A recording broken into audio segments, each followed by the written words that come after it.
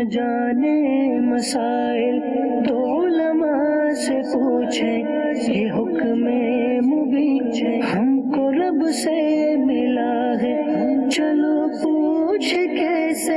جیے زندگی کو، چلو پوچھ لے کس میں رب کی رضا ہے،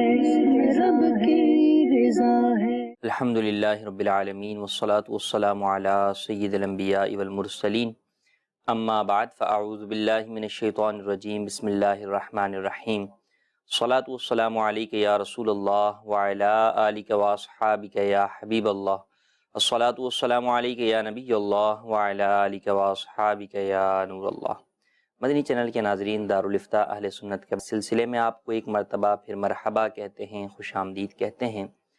ماہ ذو الحجۃ الحرام جو کہ ایک ماہ حرام بھی ہے، اس کی مناسبت سے آج کے ہمارے سلسلے کا موضوع قربانی ہے، اور ساتھ ہی ساتھ ہم حج سے متعلق بھی سوالات کو شامل سلسلہ کریں گے۔ ابتداً درود پاک کی فضیلت چنانچہ نبی رحمت شفیع امت صلی اللہ تعالی علیہ وآلہ وسلم کا فرمان عالی شان ہے، مجھ پر درود پاک کی کثرت کرو، بے شک تمہارا مجھ پر درود پاک پڑھنا تمہارے لیے پاکیزگی کا باعث ہے۔ صلو علی الحبیب صلی اللہ تعالی علی محمد صلی اللہ علیہ وآلہ وسلم۔ ماہ ذو الحجۃ الحرام قربانی اور حج کا مہینہ ہے۔ اس ماہ مبارک کے اندر یہ دونوں عبادتیں ادا کی جاتی ہیں۔ قربانی واجب ہے جبکہ حج اسلام کا رکن ہے، اور صاحب حیثیت مسلمان پر شرائط پائی جائیں تو حج فرض ہوتا ہے۔ قربانی ہر سال واجب ہوتی ہے، لیکن حج زندگی میں ایک ہی مرتبہ فرض ہوتا ہے۔ قربانی جہاں سالانہ قربانی کی جاتی ہے جو صاحب حیثیت مسلمان پر، صاحب نصاب مسلمان پر شرائط قربانی پائے جانے کی صورت میں واجب ہوتی ہے، وہیں ایک قربانی اور بھی ہوتی ہے، جی ہاں، اسے دم شکر کہا جاتا ہے، شکر کی قربانی کہا جاتا ہے، جو کہ حج قران اور حج تمتع کرنے والے پر لازم ہوتی ہے، کہ جو شخص حج تمتع کرتا ہے یا حج قران کرتا ہے تو اس پر حج کی قربانی لازم ہوتی ہے۔ سالانہ قربانی سے قطع نظر یہ الگ سے ایک قربانی ہے جو کہ اس کے اوپر کرنا لازم ہے۔ 10 ذو الحجۃ الحرام، 11 ذو الحجۃ الحرام یا 12 ذو الحجۃ الحرام، ان 3 دنوں کے اندر وہ یہ قربانی جو ہے وہ ادا کر سکتا ہے، اور اس قربانی کا حدود حرم میں قربان ہونا یہ بھی ضروری ہے، شرط ہے۔ اب اگر کوئی شخص حج قران یا حج تمتع کرتا ہے اور ساتھ ہی ساتھ اس پر سالانہ قربانی بھی واجب ہوتی ہے، تو اس پر پھر 2 قربانیاں لازم ہوں گی، ایک تو حدود حرم والی قربانی لازم ہوگی اور دوسری سالانہ قربانی لازم ہوگی۔ جو حدود حرم والی قربانی ہے جسے دم شکر کہا جاتا ہے، اس کا حرم کی حدود میں ہی ہونا ضروری ہے۔ ہاں، جو سالانہ قربانی ہے اگرچہ حاجی جو ہے وہ حج پر ہو، لیکن اگر وہ اپنے سالانہ قربانی اپنے ملک میں کروانا چاہتا ہے، اپنے وطن میں کروانا چاہتا ہے تو کروا سکتا ہے۔ بس اس بات کا خیال رکھنا ضروری ہے کہ اس وقت قربانی کروائے کہ اس کی قربانی کے ذبح کے وقت اس کے اپنے وطن میں بھی، یعنی جہاں پر قربانی ہو رہی ہے وہاں پر بھی ایام قربانی باقی ہوں، قربانی کا وقت باقی ہو، اور جہاں پر یہ شخص خود ہے، یعنی مکہ مدینہ کے اندر موجود ہے، مکہ شریف کے اندر موجود ہے حج کی ادائیگی کے لیے، تو وہاں پر بھی قربانی کا وقت باقی ہو، تو ایسے وقت کے اندر قربانی کروائی جائے۔ اور نہ صرف یہ حج کے لیے بلکہ اوورآل جتنے بھی لوگ ہیں جو بیرون ملک سے اپنے آبائی جو ہے وہ ممالک کے اندر قربانی کرواتے ہیں، یا کوئی مدینہ شریف میں قربانی کروانا چاہتا ہے، یا کوئی ایسا ہے کہ وہ چاہتا ہے کہ میری قربانی حدود حرم کے اندر ذبح ہو اور مجھے زیادہ فضیلت ملے، الغرض جہاں بھی یہ ممالک کا ڈیفرنس ہے تو وہاں اس بات کا خیال رکھنا ضروری ہوگا کہ جس جگہ پر وہ شخص موجود ہے، جس ملک میں، وہاں پر بھی قربانی کا وقت موجود ہو، اور جہاں پر قربانی ذبح کی جا رہی ہے وہاں بھی وقت موجود ہو۔ جیسے اس وقت اس سال کی بات اگر ہم کریں تو پاکستان اور عرب شریف کے اندر 1 دن کا فرق ہے، تو لہٰذا عید کے پہلے دن کی قربانی، عید کے پہلے دن کی قربانی حاجی اگر چاہے کہ میری قربانی، جبکہ وہاں پر عرب میں عید کا پہلا دن ہے یعنی اتوار ہوگا، ہمارے ہاں پیر ہوگا، تو اگر حاجی چاہے کہ ہمارے ہاں تو عید ہو گئی جناب، عرب میں تو عید ہو گئی، میری قربانی پاکستان میں اتوار کو ہو جائے، تو یہ نہیں ہو سکتا۔ اسی طرح اگر کوئی پاکستان کا فرد چاہتا ہے کہ میری قربانی جناب حدود حرم میں ہو جائے، مجھے زیادہ ثواب مل جائے، اور وہ عید وہاں کے عید کے پہلے دن یعنی اتوار والے دن جو ہے وہ قربانی کروانا چاہتا ہے، تو اس کی قربانی اگر اس دن ہوگی تو درست نہیں ہوگی، لہٰذا پیچھے 2 دن رہ جائیں گے کہ ان 2 دنوں کے اندر ہی قربانی کرنی ہوگی، کہ جو پاکستان کا پہلا دن ہوگا وہ وہاں عرب کا دوسرا دن ہوگا، جو پاکستان کا دوسرا دن ہوگا عرب کا تیسرا دن ہوگا، تو لہٰذا ان 2 دنوں میں ہو سکتی ہے۔ اور ان 2 دنوں میں بھی اس بات کا خیال رکھنا ضروری ہوگا کہ وقت بھی باقی ہو، کہیں ایسا نہ ہو کہ وہاں پر قربانی کا وقت ختم ہو گیا، غروب آفتاب ہو گیا 12 ذوالحجۃ الحرام کو، اس کے بعد پاکستان کے اندر قربانی اگر کروائی جائے گی تو یہ درست نہیں ہوگی۔ تو لہٰذا قربانی جب آپ دوسرے ملک میں کروا رہے ہیں تو دونوں جگہوں کے اوپر قربانی کے وقت کا ہونا ضروری ہے، اس بات کا خیال رکھنا ضروری ہے، لہٰذا ان مسائل کو بھی پیش نظر رکھا جائے کہ قربانی جو حاجیوں پر لازم ہوتی ہے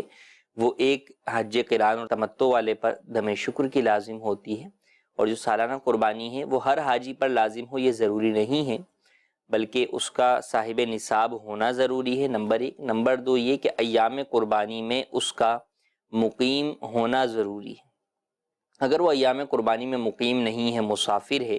تو اس صورت کے اندر اس پر قربانی واجب نہیں ہوگی۔ تو ان مسائل کو بھی جاننا سیکھنا ضروری ہے۔ اللہ تبارک و تعالی ہمیں حج مقبول کی بھی سعادت نصیب فرمائے، جو حجاج کرام حج کے لیے حاضر ہوئے ہیں انہیں حج کی بھی جو ہے وہ سعادت عطا فرمائے، حج ان کا حج مقبول اور مبرور فرمائے، اور ساتھ ہی ساتھ ان کو قربانی کا فریضہ بھی کما حق کو درست طریقے سے ادا کرنے اور کی توفیق عطا فرمائے، اور ان کی ان قربانیوں کو بھی اپنی بارگاہ میں قبول فرمائے۔ آئیے بڑھتے ہیں آپ کی کالز کی طرف۔ جی کالز۔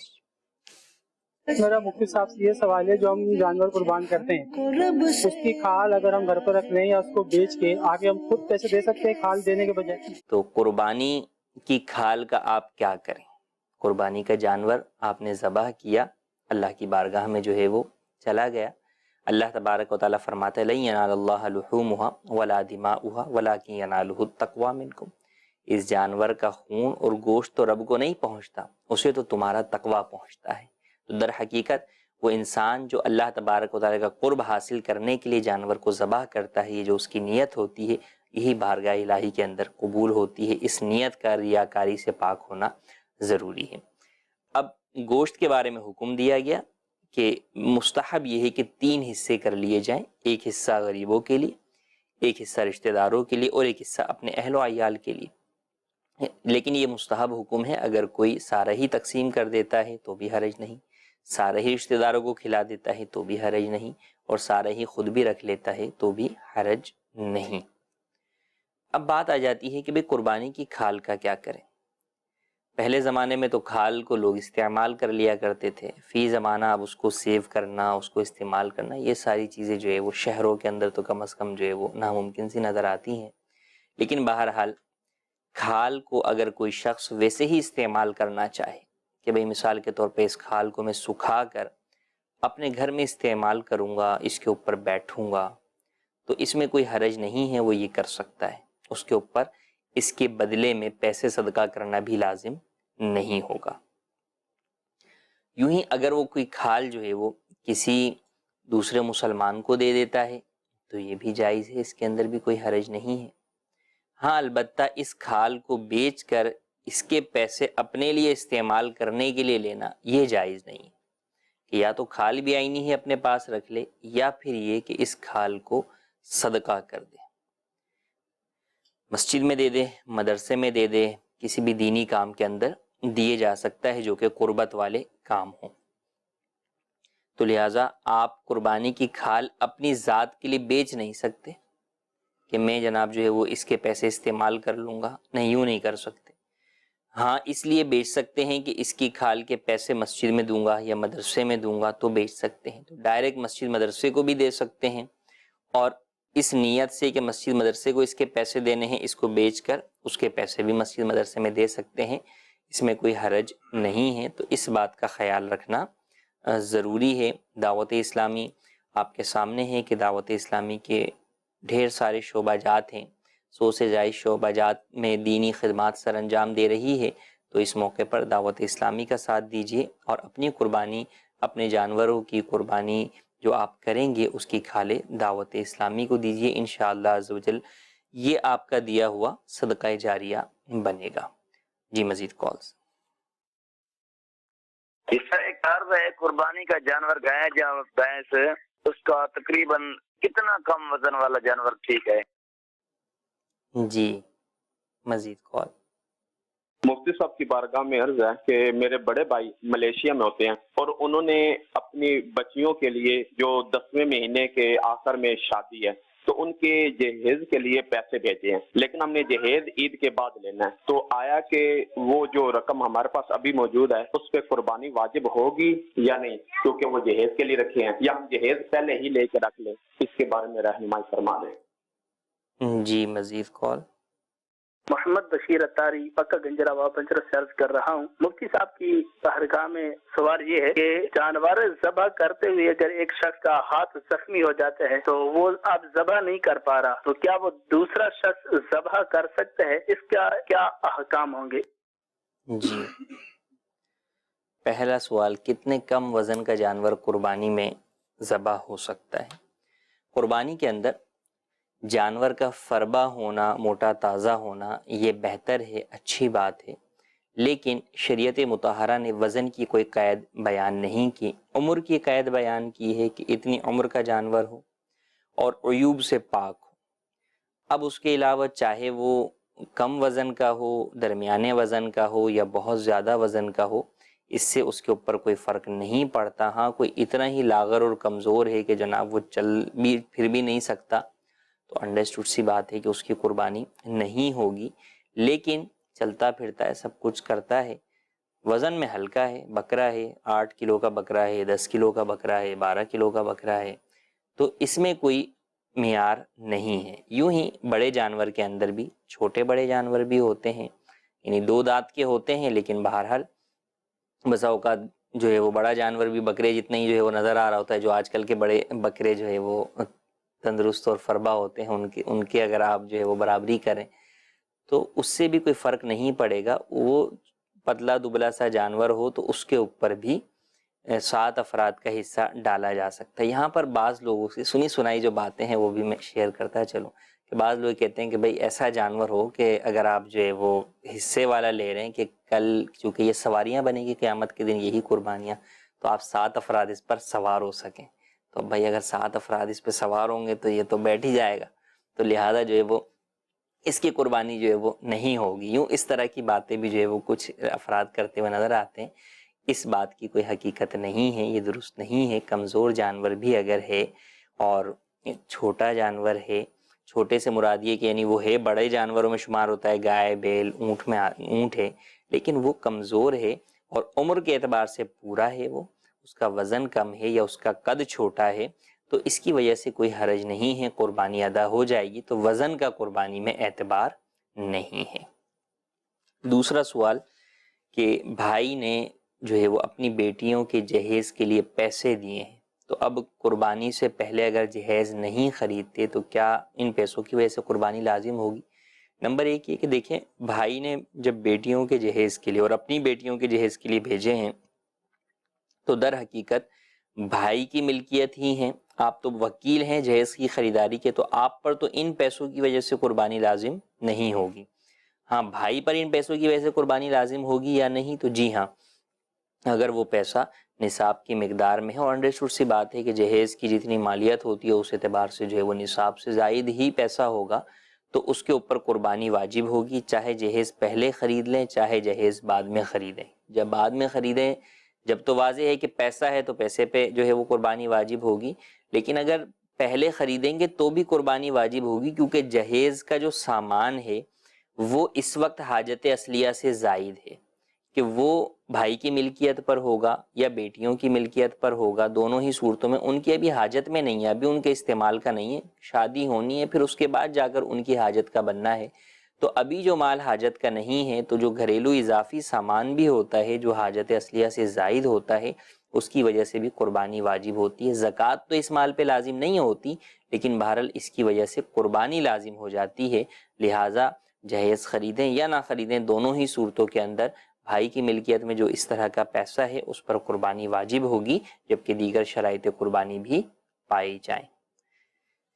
تیسرا سوال کہ جانور ذبح کرتے وقت اگر کسی کا ہاتھ زخمی ہو گیا، اب وہ جانور ذبح نہیں کر سکتا تو کیا دوسرا کر سکتا ہے؟ جی ہاں، دوسرا کر سکتا ہے، مگر یہاں یہ بات یاد رہے کہ جب دوسرا کرے گا تو دوسرے کو بھی بسم اللہ پڑھنی پڑے گی، اللہ کا نام لے کر اسے بھی ذبح کرنا ہوگا۔ وہ یہ نہیں کہہ سکتا کہ جناب پہلے والے نے پڑھ لی تھی، اب بقیہ جو حصہ بچا اس کو میں ذبح کر دوں، نہیں، وہ جانور حرام ہو جائے گا۔ اگر جانور مکمل ابھی ذبح نہیں ہوا، جو شرعی اس کا کم از کم منیمم مقدار ہے ذبح کا، رگوں کے کٹنے کا، اگر وہ اب تک عمل پورا نہیں ہوا اور آدھا کٹا اور آدھے میں دوسرے نے چھری پکڑ لی، تو اب دوسرے کو بھی جو ہے وہ اس کے اوپر بسم اللہ پڑھنی ہوگی۔ بلکہ اگر ایک ہی دفعہ میں ذبح ہو رہا ہے اور ایک نے چھری رکھی ہوئی تھی درمیان میں، یا شروع سے ہی دوسرے نے بھی چھری کے اوپر جو ہے وہ ہاتھ رکھ دیا، تو اس چھری پہ ہاتھ رکھنے والے کو بھی بسم اللہ پڑھنا لازم ہوگا۔ اگر قصداً جان بوجھ کر انہوں نے بسم اللہ پڑھنا یہاں پر چھوڑا تو وہ جانور حرام ہو جائے گا، مردار ہو جائے گا، وہ اس کی قربانی بھی نہیں ہوگی اور اس کا گوشت کھانا بھی حلال نہیں رہے گا۔ تو اس بات کا خیال رکھنا ضروری ہے عمومی طور کے اوپر، کیونکہ یہ جلد بازی میں معاملہ ہوتا ہے، اچانک کوئی وہ حادثہ ہو گیا، کسی کے کٹ لگ گیا، کچھ ہوا، یا وہ قربانی اب نہیں کر پا رہا، اب دوسرا آیا، اب جانور بھی اس وقت جو ہے وہ تڑپ رہا ہے، تو جناب فوری طور پر جو ہے وہ ذبح کیا، تو ایسے کے اندر ان معاملات سے غفلت برتی جاتی ہے۔ پھر جو آگے بڑھنے والا بھی ہے وہ دین کے بارے میں جانتا بھی ہے نہیں جانتا، مسائل جانتا ہے یا نہیں جانتا، تو ایسے موقع پر اولاً تو کوشش کر کے ایسا فرد جو کہ دینی مسائل جانتا ہے وہ جو ہے وہ ذبح کرے، اور وہ ذبح کرنا بھی درست طریقے سے جانتا ہو، نمبر ایک یہ۔ نمبر دو یہ کہ ایسی باتیں بتا دی جائیں، جیسے ذبح کا وقت ہے تو اس وقت بتا دیں کہ بھئی دیکھیں ذبح کرتے وقت جو جو چھری پر ہاتھ رکھے گا ان سب کو بسم اللہ شریف پڑھنا ہوگا۔ اسی طرح اگر درمیان میں خدا نہ خواستہ چھری میرے ہاتھ سے چھوٹ جاتی ہے یا جناب جو ہے وہ میں نہیں کر پاتا، تو آپ میں سے کوئی بھی آگے بڑھے گا تو پھر اللہ اکبر کہہ کر وہ مزید چھری چلائے گا۔ تو یہ دو جملے اگر پہلے کہہ دیے جائیں گے تو اس سے احتیاط ہوگی، لوگوں کو مسائل کا بھی علم ہو جائے گا، اور اگر خدا نخواستہ آپ کے ساتھ کچھ اس طرح کا مسہیپ ہو جاتا ہے اس ذبح کرنے میں، تو آپ کا جانور شرعی طریقہ کار کے مطابق ذبح ہوگا کہ اس شخص کو پتہ ہوگا اور وہ اللہ اکبر کہہ کر جو ہے وہ پڑھے گا اور ذبح کرے گا۔ جی مزید کال کیجیے۔ سوال یہ پوچھنا تھا کہ اگر کچھ پیسے رکھے ہو گھریلو کام وغیرہ کرانے کے لیے، وہ اس سے قربانی واجب ہو جاتی ہے یا مطلب اس کے بارے میں پوچھنا تھا۔ ٹھیک ہے، مزید کال۔ مفتی صاحب سے سوال میرا یہ ہے کہ ہم نے قربانی میں حصہ لیا ہے اور ابھی ہم نے نماز عید کی ادا نہیں کی ہے، اور جہاں حصہ لیا ہے وہاں نماز ہو گئی ہے، تو کہ ہماری قربانی صحیح ہو گئی؟ جی، پہلا سوال ہمارا کہ گھر کے کام کاج کے لیے کچھ پیسے رکھے ہوئے ہیں کہ بقرہ عید کے بعد، عید الاضحیٰ کے بعد گھر میں پینٹ کروانا ہے، کچھ تعمیرات کروانی ہے، کچھ رینوویشن کروانی ہے، یا شادی ہے گھر میں، شادی کے اخراجات کرنے ہیں، ان امور کے لیے پیسے رکھے ہوئے ہیں، یا گاڑی خریدنی ہے، الغرض مختلف امور کے لیے پیسے رکھے ہوئے ہوتے ہیں، تو کیا ان کی وجہ سے قربانی واجب ہوگی؟ جی ہاں بالکل۔ ابھی چونکہ آپ کا وہ کام شروع نہیں ہوا یا شروع ہو بھی گیا لیکن ابھی پیسے بچے ہوئے ہیں، آپ پر جو ہے وہ بل ڈیو نہیں ہوئے، آگے کچھ اور کام کرانا ہے اور پیسے رکھے ہوئے ہیں، مثال کے طور پہ کنسٹرکشن کا کام تو ہو چکا ہے، کلر کا کام ابھی نہیں ہوا اور کلر کا کام ابھی شروع بھی نہیں ہوا، اور اس کے پیسے آپ کے پاس رکھے ہوئے ہیں، تو اگر وہ حاجت اصلیہ سے زائد ہیں اور زائد ہی ہیں اور نصاب کی مقدار کو پہنچتے ہیں، تو بہرحال قربانی آپ کے اوپر واجب ہوگی۔ آگے کام کروانا یہ جو ہے وہ حاجت اصلیہ کے اندر شمار نہیں ہوگا، بہرحال آپ پر قربانی واجب ہوگی۔ دوسرا سوال ہمارا یہ ہے کہ یہ بات تو سنی ہوئی ہے کہ جناب شہر میں نماز عید سے پہلے قربانی نہیں ہو سکتی، لیکن اگر کسی ایک جگہ پر نماز ہو گئی تو کیا اب قربانی ہو سکتی ہے یا نہیں؟ شہر میں کسی بھی ایک جگہ پر نماز ہو گئی تو اس کے بعد قربانی پورے شہر کے اندر کی جا سکتی ہے، چاہے جن کی قربانی ہے انہوں نے نماز نہ پڑھی ہو۔ تو جیسا کہ ان کا سوال تھا کہ ہم نے اجتماعی قربانی میں حصہ ڈالا ہوا ہے، وہاں پر جو ہے وہ قربانی ہو گئی، مثال وہ یوں ہی لے لیجئے کہ باب المدینہ میں عالمی مدنی مرکز فیضان مدینہ میں آپ نے قربانی کا حصہ ڈالا، اب یہاں پر نماز جو ہے وہ 6:30 بجے ہو گئی اور مثال کے طور پر 7 بجے یہاں پر آپ کے حصے والا جانور ذبح ہو گیا اور آپ کے علاقے کے اندر نماز ہے 8 بجے، تو اس میں کوئی حرج نہیں ہے، آپ کی قربانی ادا ہو جائے گی۔ قربانی کرنے والے کا نہ، بلکہ اگر کسی نے خدا نہ خواستہ نماز عید ہی نہیں پڑھی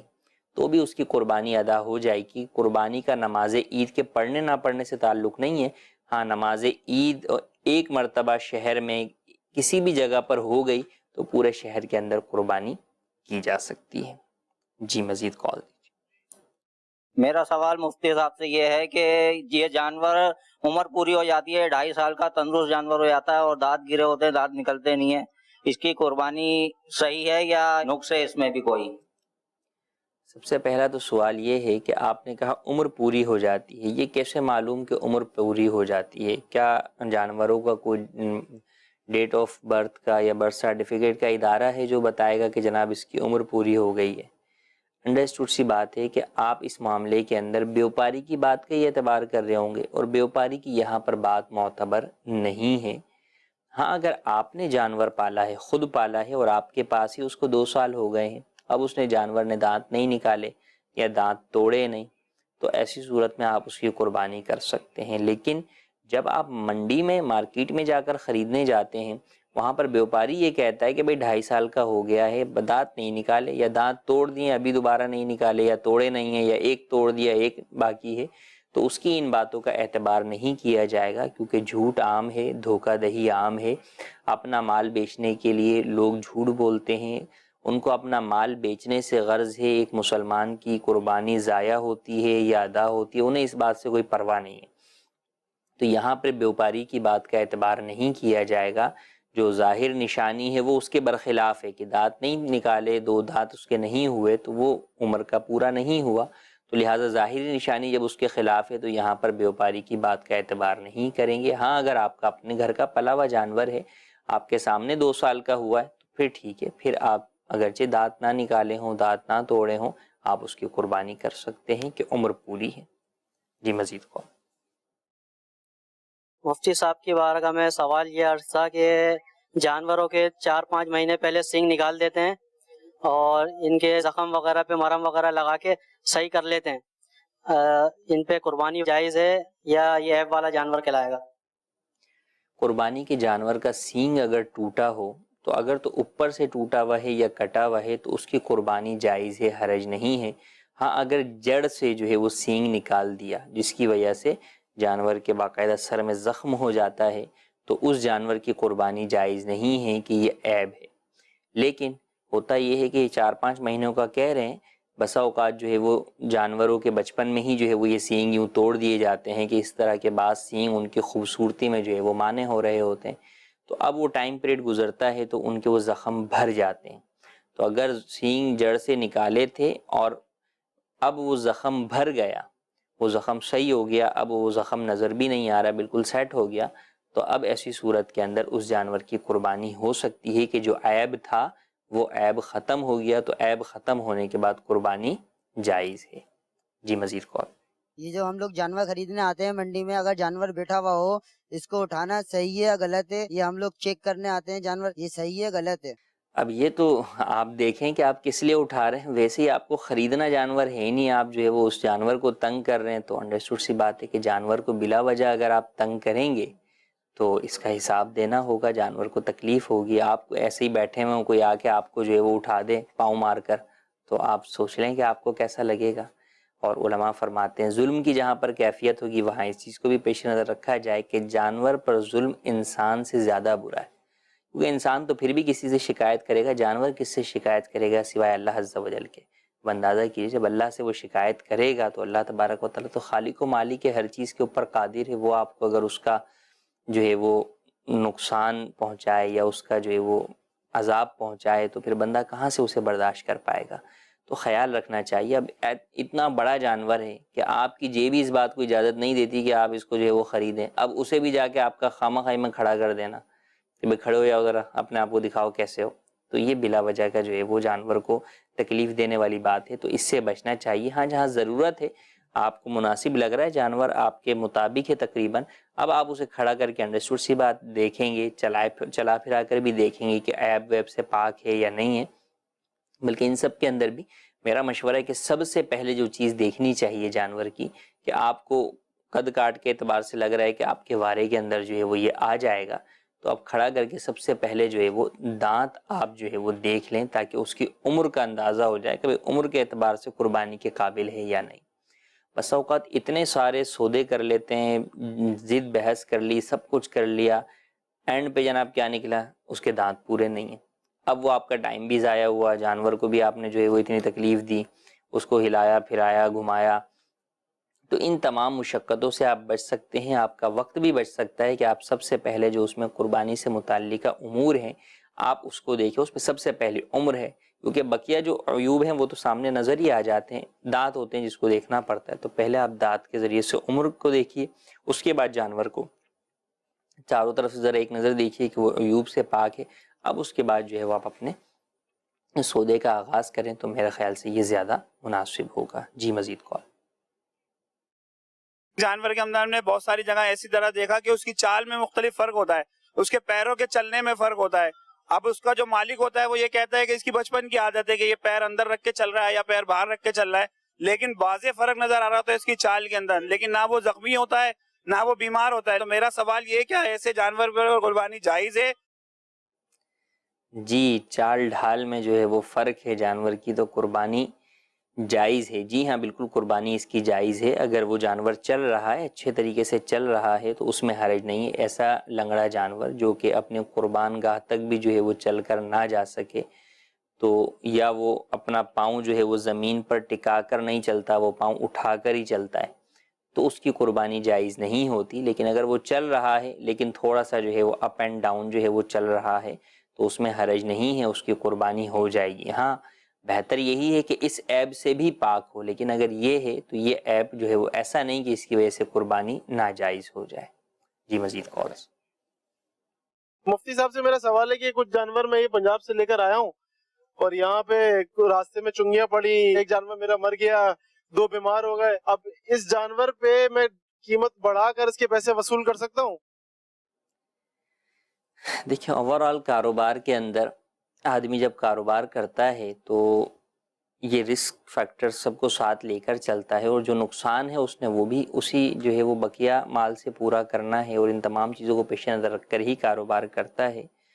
تو اب مثال کے طور پہ 4 جانور لے کر آئے تھے، 4 کی قیمت 4 لاکھ تھی، اب ایک جانور جو ہے وہ مر گیا، تو اب آپ نے جو ہے وہ 4 لاکھ ہی جو ہے وہ کمانے ہیں، کیونکہ آپ کا 1 لاکھ کا جو ہے وہ لاس ہو گیا، تو اب بقیہ 3 جانور 4 لاکھ کے بیچے، تو شرعی اعتبار سے اس میں حرج نہیں ہے، جائز ہے۔ ہاں جھوٹ نہ بولیں،